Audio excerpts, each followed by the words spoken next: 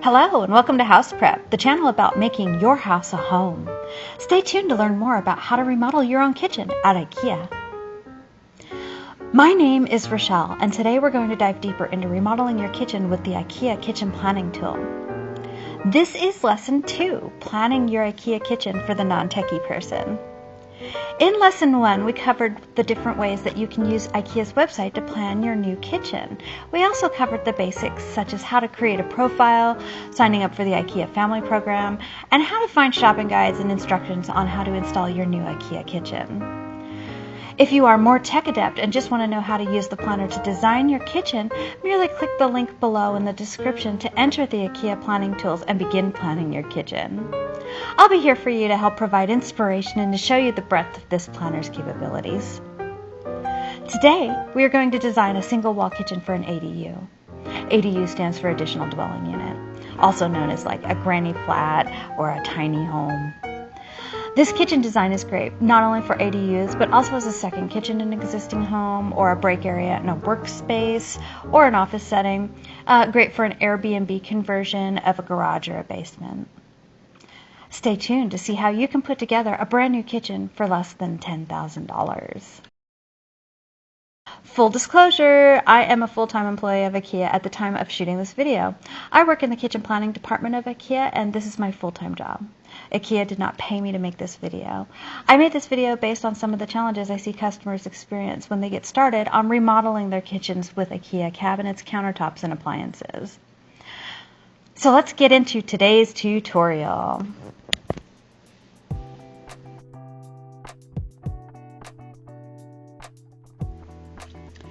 Today, we're going to be designing a single wall kitchen. A single wall kitchen, also known as a one wall galley kitchen or Euro style kitchen, is very popular for small spaces because it opens up the space and provides flexibility with room layout. If you live in a condo or an apartment in a mid-rise or high-rise building, you'll likely have this exact kitchen as part of your floor plan. Today, we're going to design this space as if we're going to turn a basement or a garage into an ADU. Step 1. Input your room's measurements either by clicking and dragging on the walls on the planner or by typing the dimensions in inches into the dialog boxes on the right side of the screen. Ceiling height is very important if you are including upper cabinets, a range hood, or a micro hood, or high cabinets used as a pantry space. Next, I'm placing an interior wall to divide the kitchen from the entryway of the space. The planning tool has a variety of different structures and obstructions available to accommodate a variety of circumstances, but the list is far from exhaustive. You may need to think outside the box a bit when designing your own space due to the limited number of potential obstructions. As you can see, I'm using a measuring tool here to determine how much space I have to work with for my one-wall kitchen design. Just a quick note, IKEA's cabinets are not designed to be hung from the ceiling. In order to install IKEA cabinets properly, you need at least a half-inch space between the top of the cabinet and the ceiling. Alright, now we're going to install doors and windows in our room. Most doors are at least 36 inches wide, but we're going to measure our door based on the opening plus the trim around the door frame. It is important to include the trim so that we can accommodate the space used. I'm also going to place a bedroom door so that we can account for door swing in our room.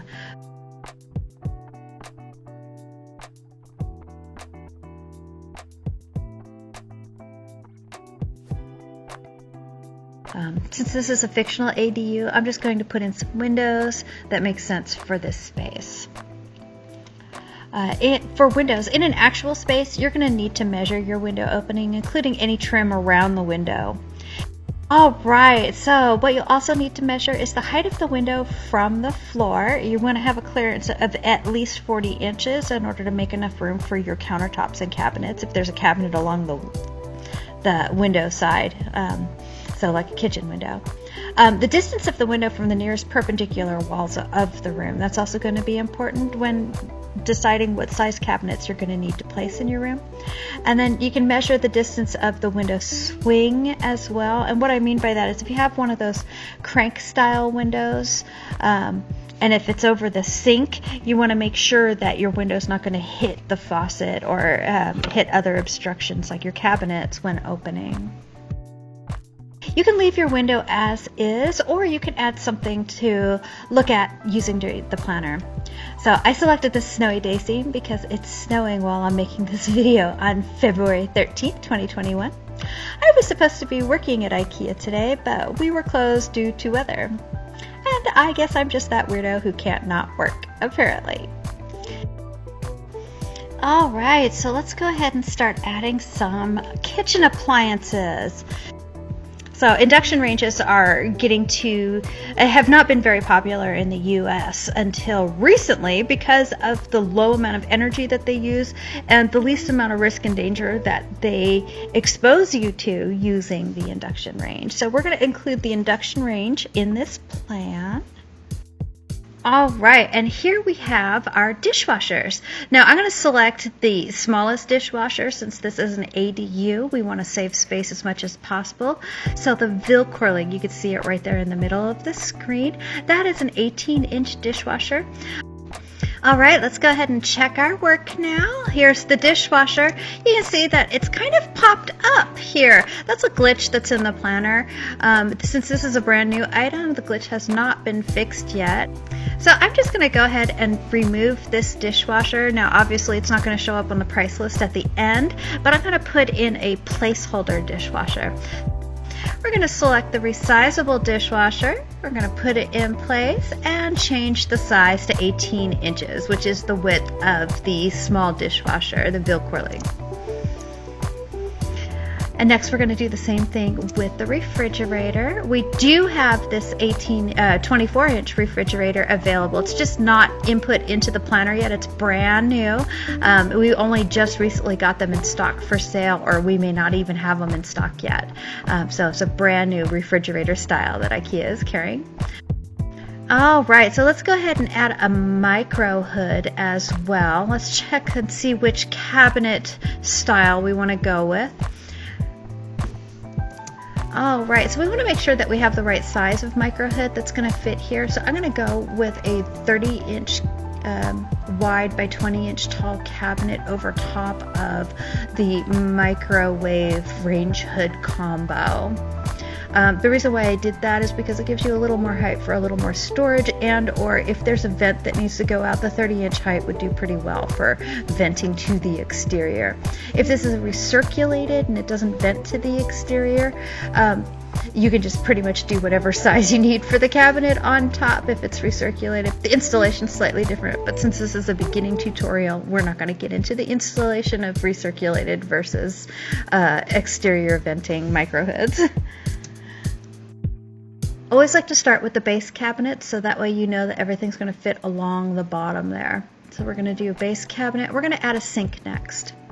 I'm going to do the small one since it is an ADU and it's a small space. There's a couple of different cabinetry styles that you can select to go with your kitchen sink.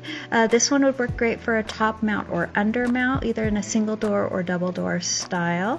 This is for a farmhouse for the Hapson sink.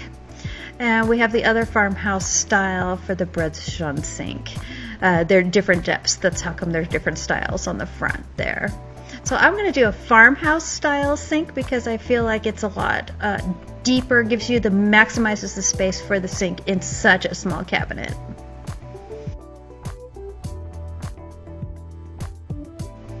I always like to have the dishwasher either on one side or the other of the sink.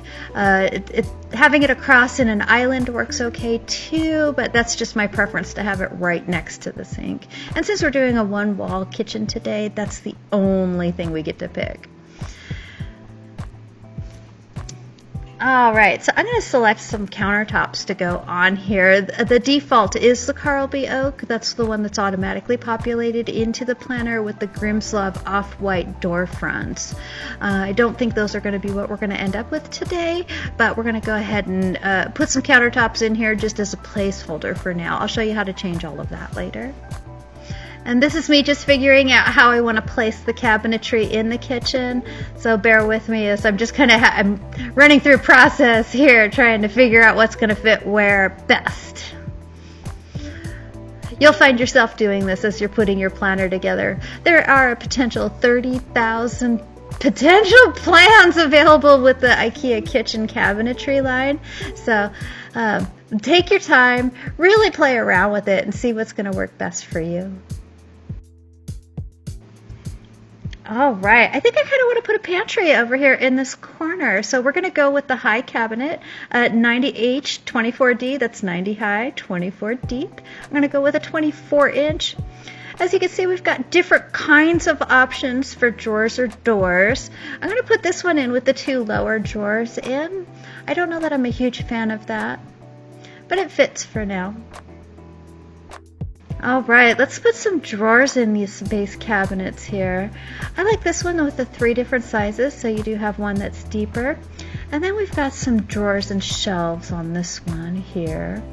Now, as you can see, it's a little bit gappy. I'm going to work on trying to get that filled out later. For now, I just want to see if the placement's going to work for everything that I want to put into my kitchen today. There we go. Now we're looking at the line drawing in the front elevation. It's starting to look like kitchen. The handles are a little wonky on the planner right now when I'm making this, so I like to change it to a different selection. The Veganus, for some reason, kind of glitches out and sticks out in weird directions.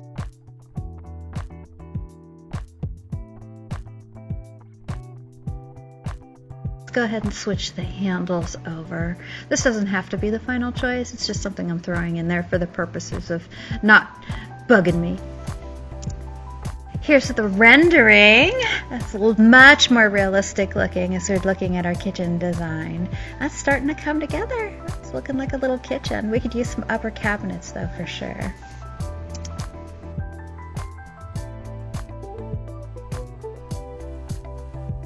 All right, let's start putting in our wall cabinet. So we're gonna do this 30-incher here. Let's see if that one will fit over the refrigerator. I'm just gonna fast forward here as I start putting in cabinets.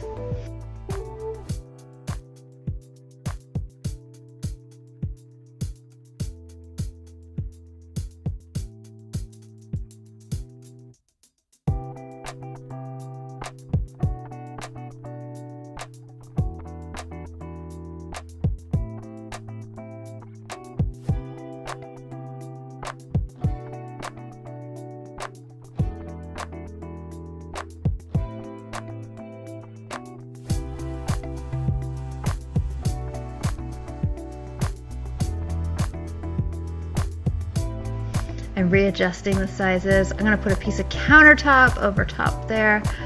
All right, now we've got all of our cabinets in. And we can change out the door style. I'm going to move these handles around. I don't like where those are located. And remember to save, save, save, save, constantly save. Not loving this door. Ooh, green. Fun. Still not quite what I was looking for. It doesn't really match my space yet. Let's keep looking. Ooh, this one, the white is very nice. I love this Bedengue white door front. Very crisp and clean. Very neutral, really. Putting some trim along the bottom of the cabinets.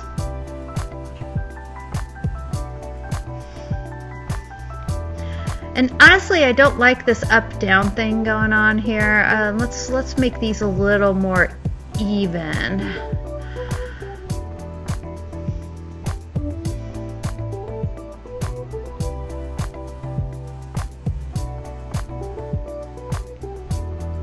That's better.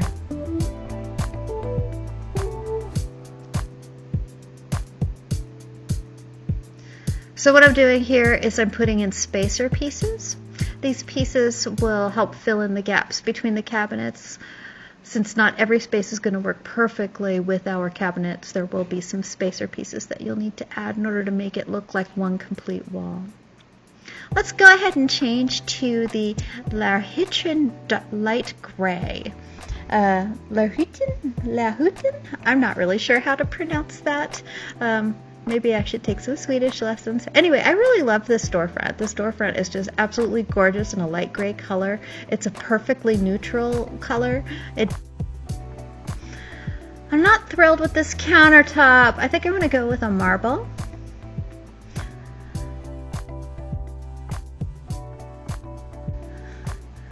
Look at all those hidden drawers inside your pantry there. We've got some drawers in here. Very usable kitchen.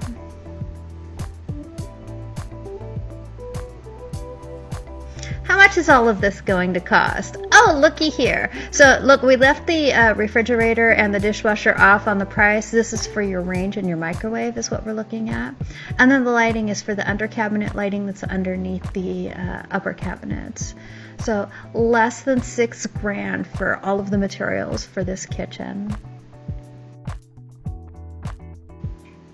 IKEA also offers financing through this store. They can have what is known as there's the IKEA Visa, which is a rewards visa. I think you get like something like 3 to 5% cash back on all IKEA purchases and a smaller amount for other purchases. I do recommend if you're doing something like the kitchen, like remodeling your kitchen, to sign up for the IKEA project card. This is a 0 interest card. The balances can be much higher on these as well, whereas the Visa card is a typical Visa card where you'll have like a $5,000 or maybe $10,000 spending limit because it's a revolving charge.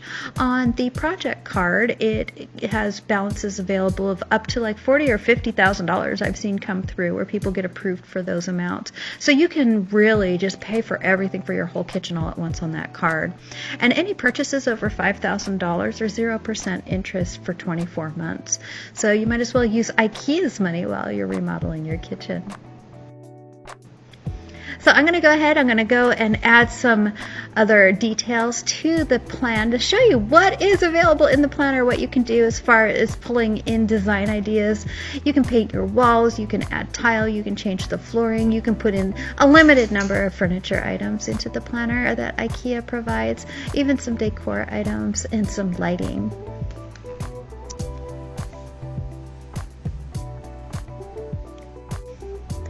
So what a fun little ADU that we have here. Wouldn't you just want to invite people to come and stay at your place? Maybe you want to run an Airbnb, or perhaps you want to become a full-time landlord and you want to rent out this space. Maybe you don't like living completely alone and you want to rent out a portion of your home so that way you have a tenant that's there as well. All of these things are valid reasons as to getting an ADU. And you can make your tenants or guests very comfortable. I even added some light fixtures here. So this is just a fun way to put together some style ideas. You can change the covers, the slip covers on the sofas. This is just a really great, fun planning tool to help plan out your shopping trip to IKEA.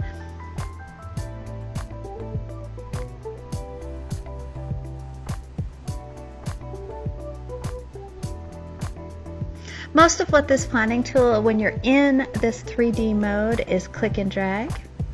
It'll move a little bit slower in rendering mode simply because it's using more bandwidth in order to produce these images. So give it a minute if it hangs a little bit when you're trying to change something.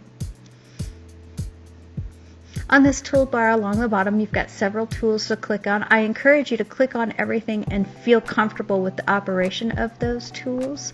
The little trash can on the end on the right end of the toolbar there, that's how you delete an item. So you're going to highlight the item and then you're going to click on the trash can. That's how you can delete it. If you delete it off the keyboard button that says delete, it doesn't function that way. It doesn't do anything really.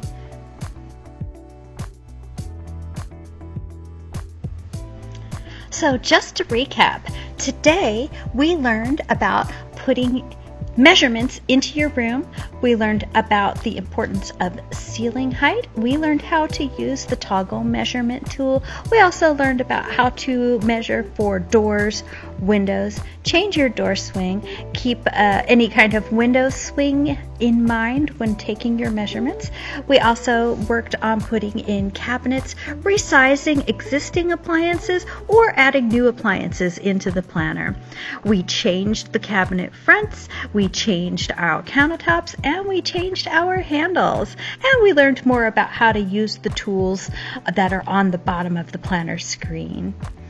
Also, we learned that you must press save. Nothing happens until you press save. The planner does not auto-save, and there's nothing worse than having your dream kitchen sit right in front of you and your computer crashes and you didn't save. So please press save often.